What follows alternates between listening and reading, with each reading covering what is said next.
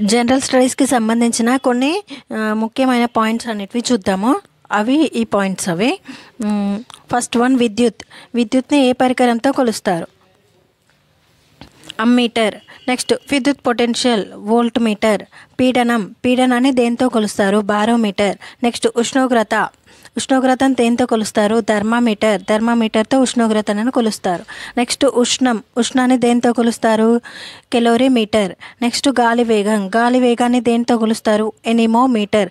భూకంప తీవ్రతను దేంతో కొలుస్తారు అంటే సిస్మోగ్రాఫ్తో కొలుస్తారు. నెక్స్ట్ రక్తపోటుని సిగ్మోగ్మానోమీటర్తో కొలుస్తారు. ఎగ్జామ్లో వీటిపైన క్వశ్చన్స్ వచ్చే అవకాశం ఉంటుంది. జనరల్ స్టడీస్లో వీటిపైన క్వశ్చన్స్ వస్తాయి.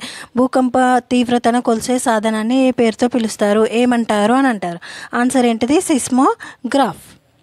ఇట్లా ఇవి ప్రతి చిన్న పాయింట్ కూడా ఇంపార్టెంటే. వీటిలో చదువుకుంటే ఒక్కసారి చూసుకుంటే మనము ఈజీగా ఎగ్జామ్లో ఆన్సర్ చేయగలుగుతాం.